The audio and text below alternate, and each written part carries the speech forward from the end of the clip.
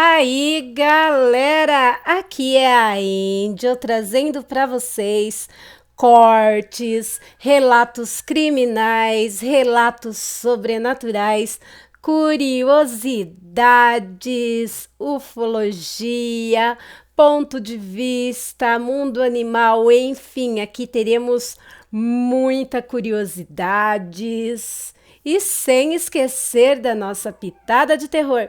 E eu quis começar com a saga de Denise, uma das melhores sagas lá do canal Angel Black e Contos de Terror. Aqui você estará vendo sempre alguns cortes do canal principal.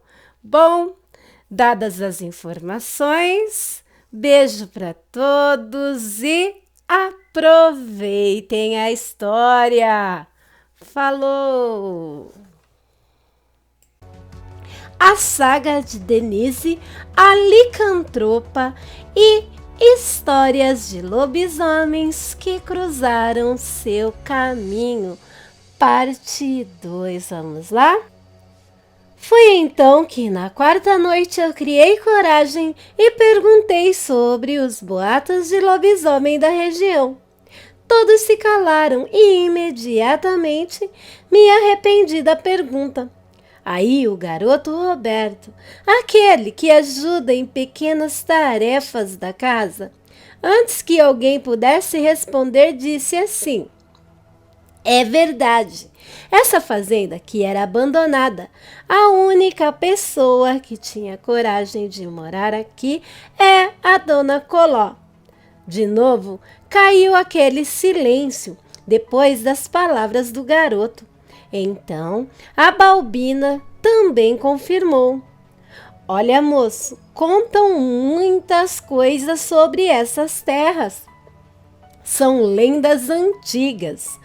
Uns dizem que é assombração, outros dizem que é lobisomem. A única coisa que sei é que desde menina, e olha que já tenho 60 anos, eu ouvia falar que aqui ninguém ficava, porque pessoas sumiam, feras uivavam e se ouvia gemidos e choro dos escravos torturados. E a única pessoa que sempre morou aqui, apesar de tudo, foi a dona Coló e sua família. A mãe da minha colega, que é espírita, então comentou que acreditava sim que energias residuais de sofrimento e emoções fortes ficassem perambulando por locais assim e que Dona Coló devia ser uma mulher de muita fé, mas que nessa coisa de lobisomens ela não acreditava. Então começou aquele debate, uns acreditando e outros não, mas os antigos contavam seus causos e experiências, mas para nós hóspedes era só crendice folclórica.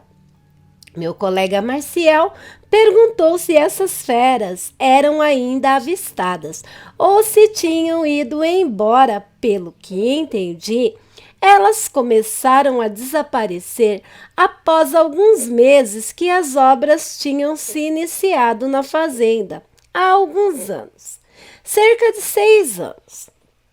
E que, nos primeiros 8 meses de trabalho, os trabalhadores iam embora ou sumiam sem justificativas. Até que foi contratada uma construtora de outra cidade e chegou o Zé Timbó para fiscalizar tudo e tomar conta. Naquele momento, eu notei uma certa tensão no ar. Mesmo que não tivessem dito nada demais, aquilo me intrigou. E me passou pela cabeça a ideia absurda de que o Zé Timbó fosse um matador ou alguma coisa do gênero. Meu colega também notou a mesma coisa, mas eu não soube definir ou entender naquele momento. Aquele modo quase temeroso das pessoas ao se referirem a isso. O Zé não me parecia uma pessoa de personalidade fria e perigosa. Apesar de calado, ele procurava sempre ajudar e nos orientar. E notei o carinho que a Denise e o pessoal que trabalhava na casa tinha por ele. A Denise disse que pouco ia lá. Infelizmente, ela não podia usufruir tanto daquele lugar como gostaria, pois ainda estava presa por um contrato na Alemanha, mas que ela nunca tinha tido nenhuma experiência com lobisomens que atacassem lá. Apesar de ser uma mulher da ciência, ela acreditava sim que criaturas assim existissem. Bom, todos nós olhamos para ela, como que não acreditando. Até pensei que ela estivesse brincando, mas seu olhar demonstrava que ela falava seriamente. Nesta noite não fui pescar. Tínhamos peixes demais acumulados e eu pretendia ter uma boa noite de sono, porque no dia seguinte íamos sair num passeio de escuna. Após uns minutos, dei boa noite a todos e fui dormir. Mais tarde, naquela noite, bem mais tarde, desci as escadas, porque eu tinha me esquecido de tirar do congelador as bebidas que íamos levar no passeio. E encontrei Denise na sala de estar trabalhando em seu notebook. Eu ainda não havia me acostumado com a beleza dela, mesmo encontrando-a diversas vezes no decorrer dos dias. A sua beleza sempre me causava admiração. Após tirar as bebidas do freezer, voltei na sala e perguntei-lhe se ela aceitaria uma xícara de chá. Ela me olhou espantada. Dei risada e perguntei: ué, por que esse espanto? Porque você é meu hóspede. Era eu quem deveria te oferecer chá. Mas só dessa vez vou aceitar a sua oferta, porque estou exausta.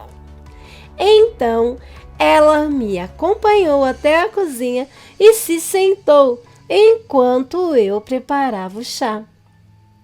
Eram 2 horas da madrugada e entre uma xícara e outra começamos a conversar.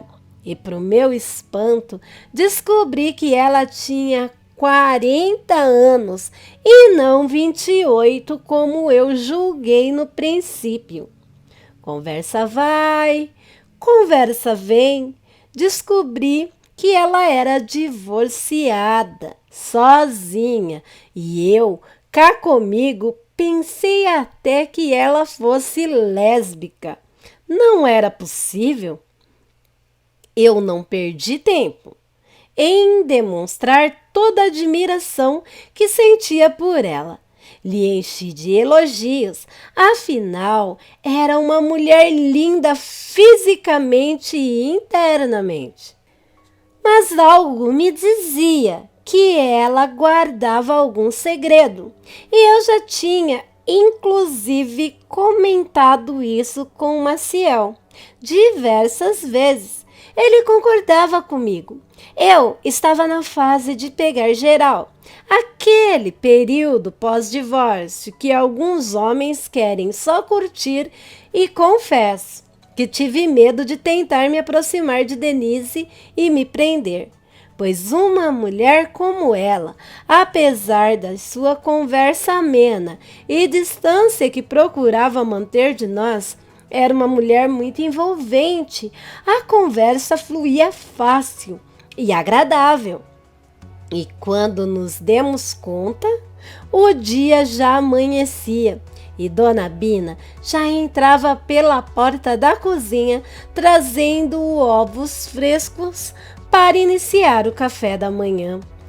Eu teria muitos detalhes para adicionar aqui, mas não quero ser redundante, senão esse relato daria um livro. Mas, basicamente, a Denise me disse que era órfã, que se casou muito cedo e foi abandonada com 2 filhos. Depois de muitas dificuldades e trabalho duro, ela conseguiu passar no vestibular para medicina. E aí, ainda trabalhando como doméstica, ela conseguiu se formar e, pelo seu bom desempenho, foi ganhando bolsas de estudos pagas e finalmente se tornou uma neurocirurgiã. Vivia ainda parte de sua vida na Europa, trabalhando como chefe de uma ala cirúrgica, e parte de sua vida era no Brasil, perto dos filhos. A sua vida, pelo que entendi, não era fácil. Apesar do sucesso profissional, seus olhos guardavam uma tristeza que eu não soube definir. Ela era um poço de mistérios. Dado ao horário, eu decidi nem ir mais para a cama dormir. Logo, logo, os outros acordariam para irmos fazer aquele passeio de barco. Eu optei por um banho antes do café da manhã. Mais tarde, eu me arrependeria amargamente por não ter descansado naquele dia ao invés de ir passear de barco. Saímos para esse passeio. Os mais velhos decidiram ficar cuidando das crianças e fomos em 13 pessoas. Estávamos no nosso penúltimo dia e até então tudo corria como as férias dos sonhos. Claro que não para todos. 2 ou 3 reclamavam da cama, da comida temperada, do calor, enfim, impossível agradar a todos, mas para os demais não poderia ser mais perfeito. Antes de sair, às 8 da manhã, notei um carro tipo caminhonete parado na porta daquela senhora centenária cega. 2 homens descarregavam uma porta de madeira e alguns materiais de construção. Lembro até de ter visto pela primeira vez a jovem garota tataraneta dela, que segurava um bebê. E pensei comigo, puxa, ela é mesmo bem jovem, parece não ter mais que 14 anos. O dia transcorreu bem. Não ficamos tanto quanto gostaríamos, pois alguns colegas tiveram um enjoo forte com o sacolejar do barco. E o passeio, que era para terminar às 18 horas, acabou terminando às 14. Ficamos mais um pouco na praia, tomando umas cervejas, almoçando, tomando sol e retornamos por volta das 18h30. Até aí, tudo perfeito. Estávamos felizes, animados. O restante do pessoal que tinha decidido não ir estava também feliz e assim, após o banho, estávamos prontos para o jantar às 20 horas. Ao nos sentarmos à mesa, chegou logo em seguida na sala a Denise e o gerente Zé Timbó.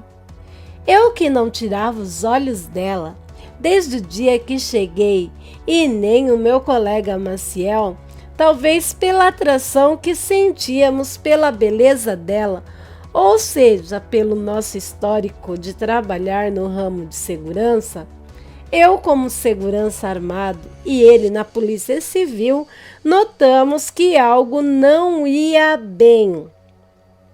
Uma ruguinha aparecia entre as sobrancelhas dela, e o Zé Timbó, com uma expressão muito carregada, sem aquela simpatia que lhe era peculiar. Olhei para o Maciel e ele para mim. Ele também tinha notado que algo não ia bem e cheguei a imaginar que talvez um dos hóspedes que não foram para o passeio tenham causado algum tipo de aborrecimento, que talvez uma das crianças tenham manchado ou quebrado algum objeto da casa. Então, perguntei se estava tudo bem e ela respondeu que sim, que só estava um pouco cansada pela noite em claro trabalhando e tomando aquele chá na cozinha. Ela tentou desanuviar o semblante e tentou responder com uma brincadeira. Mas eu notei que seu comportamento foi forçado. Algo definitivamente não ia bem, mas já que ela não disse nada, eu preferi não insistir e jantamos tranquilos. Mas eu não tirava os olhos dela e notei que por alguns instantes os seus olhos pareciam mudar de tonalidade. Tentei então puxar conversa com o Zé Timbó, que pela primeira vez na nossa estadia estava também jantando conosco. Ele parecia um pouco mais disposto a conversar, e só então pude saber que ele também era do sul do país. Conheceu a Denise por acaso, quando ela participava de um congresso numa cidadezinha próxima a Belo Horizonte, onde ele trabalhava como vaqueiro de uma propriedade muito próspera. Não entrando muito em detalhes, uma amizade entre eles foi feita e após um mês ele já estava instalado na Bahia. Ele então arregaçou as mangas e capinou, construiu cercas. Tudo nessa propriedade tinha uma mãozinha dele, disse ele com orgulho, e foi a primeira vez que vi a Denise sorrir aquela noite. Notei com uma sensação muito desconfortável que o meu colega, sentado à minha frente, também não tirava os olhos dela. A Jaqueline tentou provocar com suas costumeiras reclamações, sempre muito grosseira, ainda se referindo aos negros da região como descendentes de escravo. Mas a Denise estava tão absorta em seus pensamentos que nem mesmo se deu conta da Barbie. Terminamos o jantar. A Denise foi para a varanda da frente, se sentou bem na lateral, onde tinha vista para a ponte e para a casa da dona Coló, e foi lá que eu a encontrei pensativa. A lua alta e cheia no céu iluminava o perfil dela. O ar denso e carregado trazia um vento fresco com sinais de chuva. Me sentei ao lado dela, tentando não atrapalhar seus pensamentos, torcendo para que ela falasse comigo. Mas ela só me olhou de relance, sorriu e continuou ali calada. Eu não me aguentava de sono. Todas essas noites pescando e dormindo muito pouco, e para culminar na última noite, passei em claro conversando com ela. Ficamos ali tomando ar fresco por alguns minutos até que o Zé Timbó apareceu, vindo da lateral da casa. Se dirigiu às escadas que davam acesso à varanda, onde nos encontrávamos, e notei que ele ia dizer algo, mas se conteve quando me viu. Não querendo ser demais, dei boa noite. Aleguei que estava exausto e subi para o meu quarto. E eu não menti, eu iria mesmo dormir. Chegando lá, meu companheiro de quarto estava deitado assistindo TV e foi logo me perguntando o que tinha acontecido com a Denise, pois ele havia nos visto na varanda juntos e achava que tínhamos conversado. Mas eu disse a verdade a ele. Não sei se ele acreditou, mas eu disse: não sei, não perguntei, só trocamos uma boa noite e deixei-a lá com o Zé Timbó. Então me preparei para dormir. O restante do pessoal se encontravam na varanda do primeiro andar. O Marciel se dirigiu para lá e eu fiquei sozinho no quarto, enquanto a chuva caía e eu adormeci profundamente. O que se passou a seguir, eu não sei precisar o horário, não tenho ideia de quanto tempo eu tinha dormido quando eu e a casa toda acordamos com gritos estridentes, misturados com latidos de cachorros. Não foram exatamente os gritos que me acordaram, foram os cachorros e o meu colega policial que me acordou, acendendo a luz e procurando algo na gaveta do criado.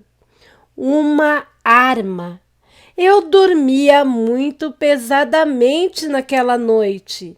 Eu, como disse antes, estava privado de sono. Chovia lá fora e isso tudo contribuiu para o meu sono pesado. E acordar naquelas circunstâncias me fez dar um pulo da cama, mesmo estando ainda atordoado. Ouvi então a gritaria dos poucos colegas que ainda estavam na varanda. Denise, que saiu do seu quarto do fundo do corredor, ainda de camisola e descalça, também atordoada com a gritaria.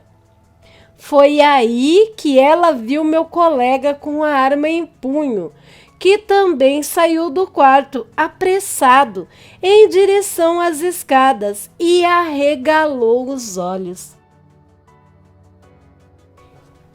Ela não perguntou nada. As pessoas da varanda gritavam que a casa da Dona Coló estava sendo atacada por dois vultos que tentavam arrombar a porta do fundo. E foi isso que fez meu colega descer armado. Ao longe, ouvíamos alguém pedindo socorro. Os homens se juntaram para descer lá e ir socorrer. E no meio dessa confusão, vi a Denise voar escadas abaixo.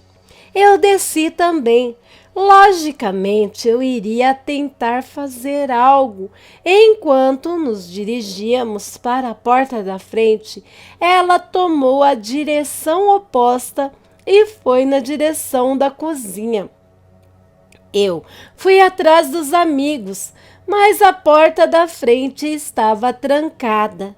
E naquele alvoroço de querer sair, o resto do pessoal gritando enquanto via o que acontecia pela varanda de cima, os cachorros histéricos.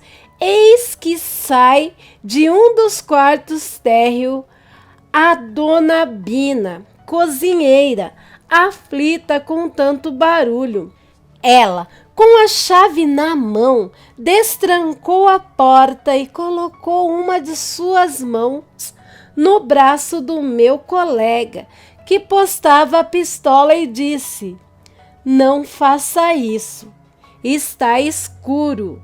Tem 2 bebês lá. Você pode errar o tiro. Deixa que o pessoal daqui vai cuidar do que quer que esteja acontecendo." Eu via que ela, apesar de demonstrar tranquilidade, tremia de medo. O meu amigo disse que iria mesmo assim e pediu que ficássemos, pois os outros poderiam estar armados também. E isso só pioraria as coisas. Assim que ele saiu, a dona Bina trancou de novo as portas e ficou observando pela janela de vidro o desenrolar das coisas. Ela segurava um rosário e se pôs de joelho no chão rezando. Eu voltei para o andar de cima para ter um ângulo melhor da situação, pela varanda onde se encontravam os outros. Estava uma gritaria só. Mulheres desmaiadas, crianças chorando, gente histérica, gente em choque, afirmando que eram 2 monstros que arrombaram a casa da dona Coló. Quando apurei as vistas e vi, levei uns segundos para processar o que eu estava vendo. Eu achei que estava sonhando e olhava para o rosto das demais pessoas para entender se eles viam a mesma coisa que eu. Quando finalmente me dei conta, debrucei-me na varanda e gritei a todos os pulmões, com toda a força, para o meu colega que tinha acabado de sair armado, com a força que consegui reunir naquele momento. "Maciel!" E ele parou um pouco antes de subir na ponte, procurando de onde vinha a voz. Olhou na minha direção no andar de cima. E então eu completei: "Volta aqui agora! Não vá lá! Espere por nós!" O Maciel parou, deu mais uma olhada na direção da casa em perigo e voltou correndo para a casa grande. A situação não podia ser mais caótica. Vimos 2 criaturas escuras que, apesar da distância, podia-se dizer que eram enormes, arrombando as portas do fundo da casa. Cachorros enfurecidos em volta deles 2. Lá dentro estavam a dona Coló, cega e centenária, que não conseguiria correr, e Jamile, de resguardo e debilitada, ainda pelo parto recente de 2 bebês gêmeos.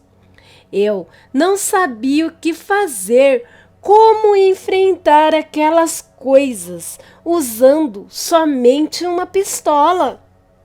Ninguém queria descer e ajudar. Ninguém queria se arriscar com pedaços de paus ou facas e enfrentar aquilo. Não teve jeito. Foi aí que vi a porta da frente da casinha se abrir e sair a Jamile correndo com os 2 bebês nas mãos, enquanto a porta dos fundos da casa dela era colocada abaixo. Coloquei as mãos na cabeça e desci voando as escadas. Lá embaixo, o Maciel acabava de entrar, ainda armado. E eu lhe agarrei pelo braço e puxei ele de novo para fora, na intenção de encontrarmos a Jamile e escoltá-la para casa. Mas logo que saímos de casa, paramos gelados, aterrorizados. Uma outra fera estava ali, bem próxima a nós, naquele canteiro bem de frente às duas varandas frontais da casa. Foi quando Balbina, que ainda segurava a porta aberta, rápida como uma flecha, veio gritando que não. Abaixou o braço do meu colega com suas duas mãos. Os dois quase caíram no chão e pela primeira vez em 15 anos ouvi seriamente furioso com alguém. Eu olhava aquele bicho como se fosse um telespectador fora do meu corpo. Eu estava petrificado, sem reação, mudo.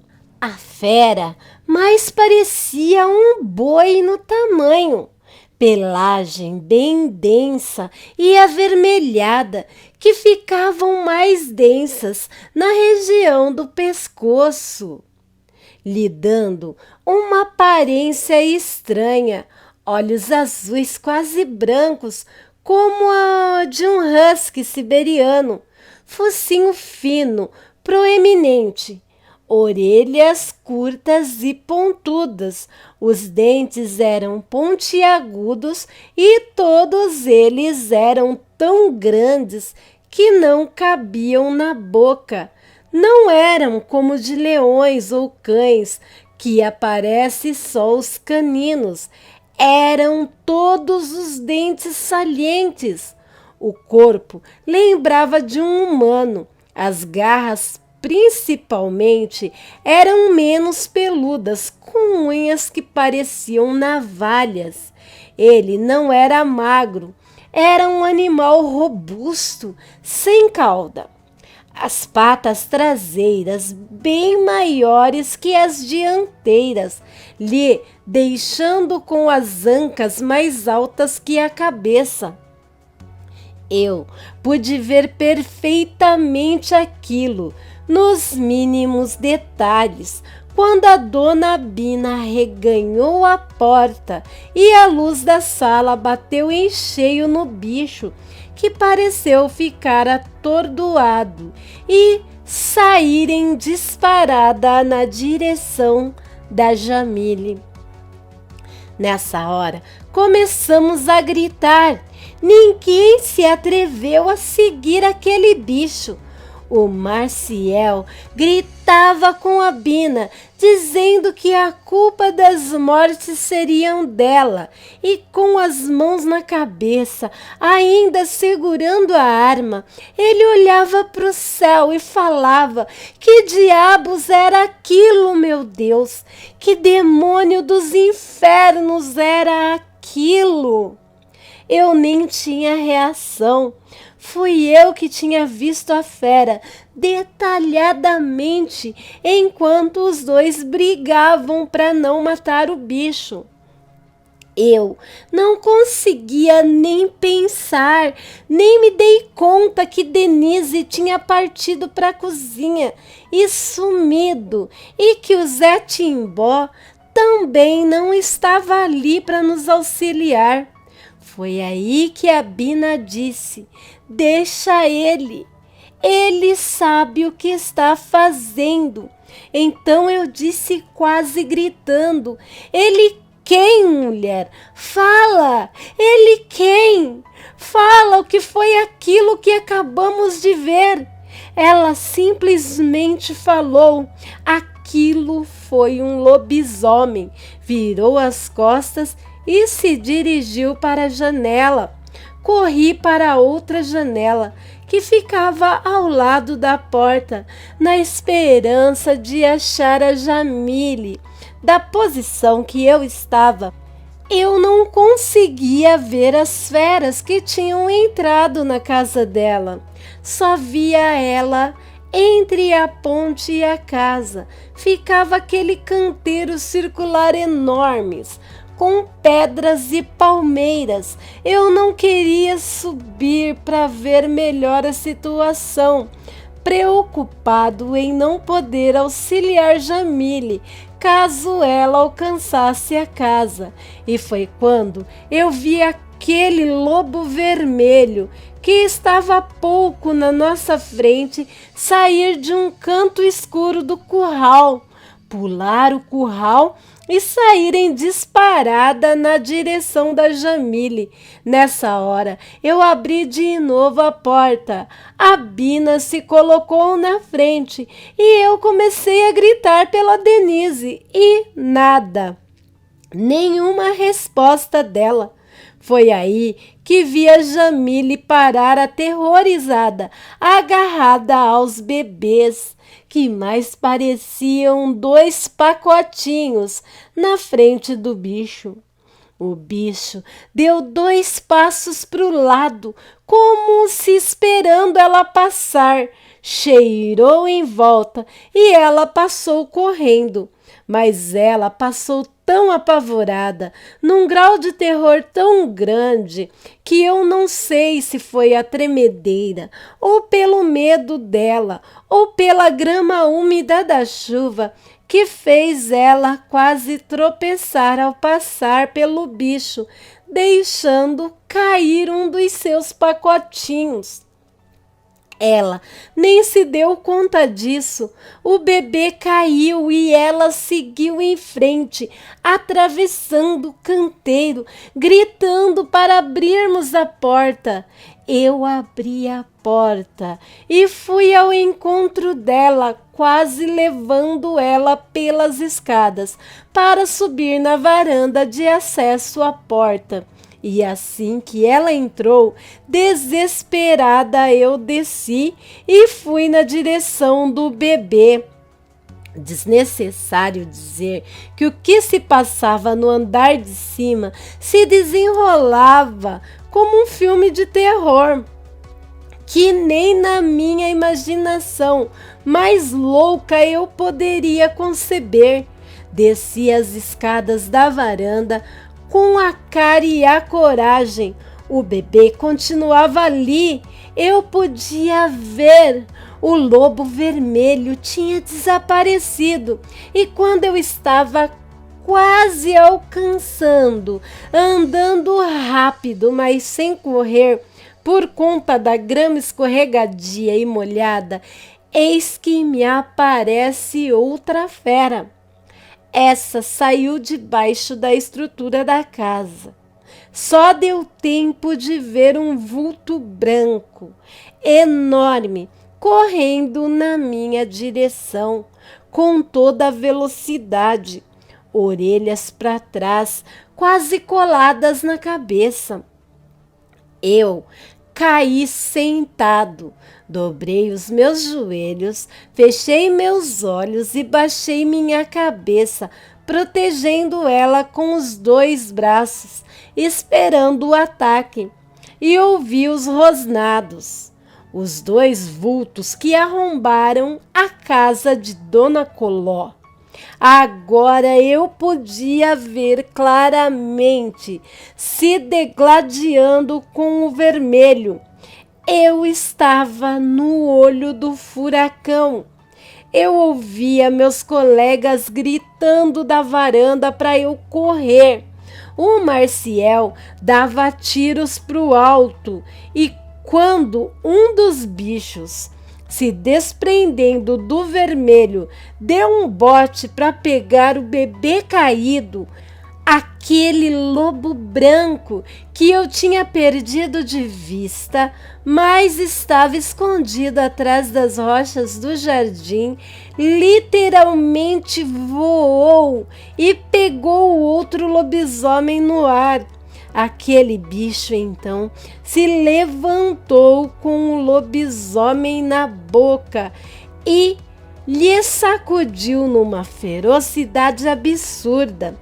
Eu, apesar do pavor, fiquei impressionado com o porte e a grandiosidade daquela criatura.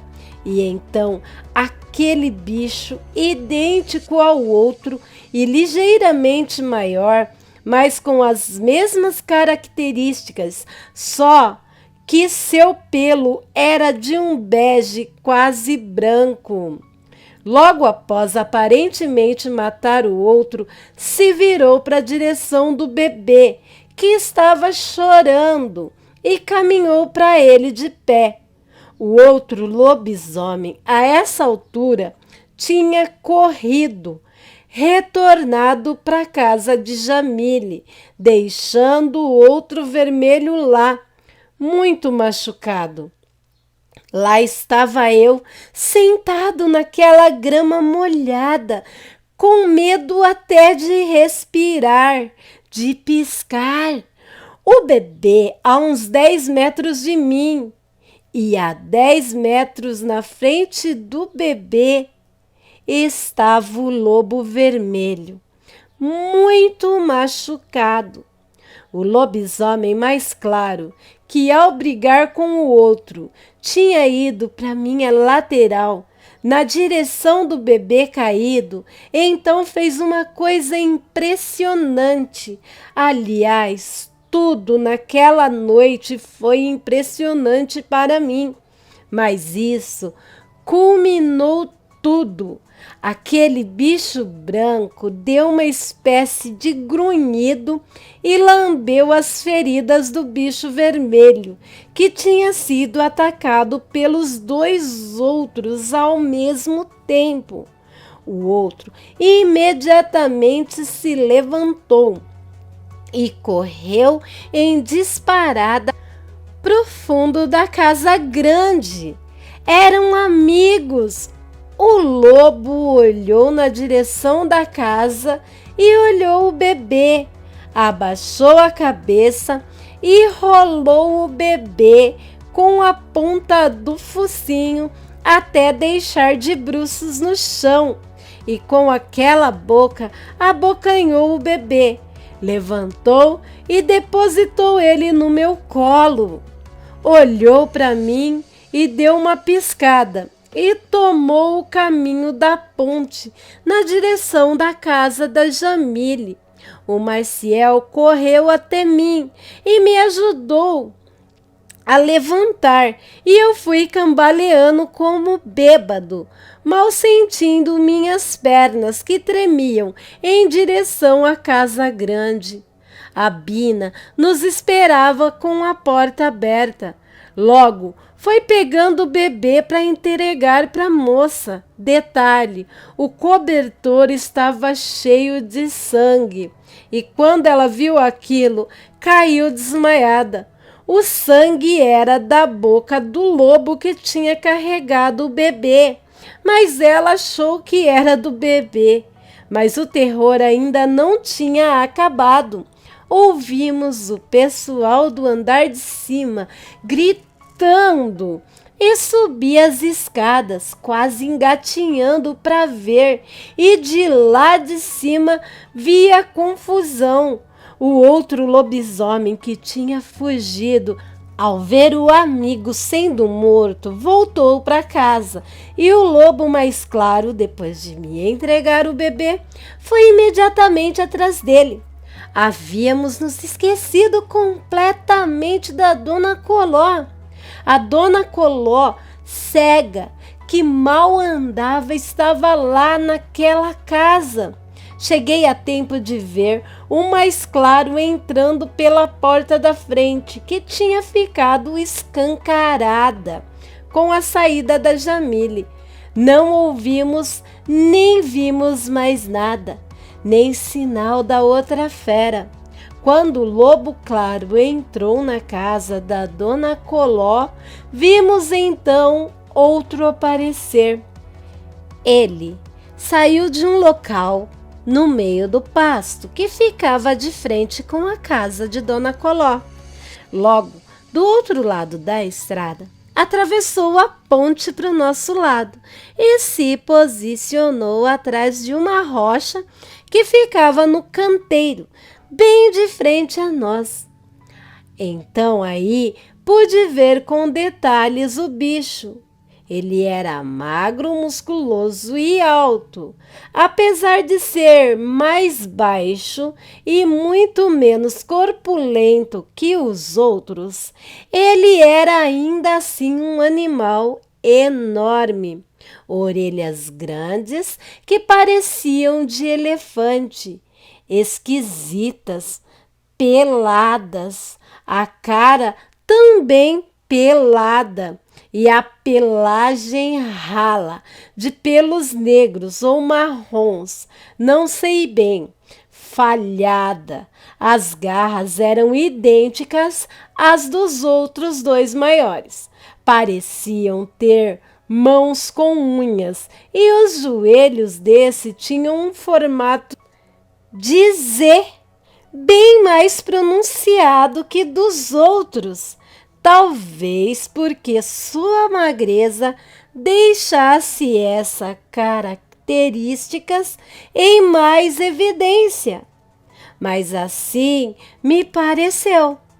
Não tinha rabo, o focinho parecia de porco e vi que seus olhos brilhavam quase alaranjados quando ele olhou para cima e nos viu na varanda. Falei então pro Maciel atirar nele. Atira nele! O bicho, não sei como, parece ter entendido, pois imediatamente olhou para nós dois no alto da varanda e rosnou, dando um pulo tão alto que saltou a rocha que deveria ter quase 2 metros de altura. Meus aterrorizados, o relato tá pegando fogo. E aí, galera, estão gostando dos cortes do canal Angel? Logo terá muito mais coisa legal. Desculpe a voz fininha, que eu estava no começo do canal, eu não estava treinando a minha voz, mas devagarinho eu vou melhorando cada dia mais para vocês. Amores, não esqueça o like, o compartilhamento, se inscreve aí no canal, vem fazer parte da família aqui. Enfim, deem aquela força para o canal que está nascendo. E se por acaso alguém quiser ajudar o canal, é o mesmo e-mail do outro canal, luçonjavermelha@gmail.com. Tudo em letrinhas minúsculas e conforme os cortes for chegando, mais informação estarei trazendo. Beijo, beijo, beijo e obrigado pela presença de todos.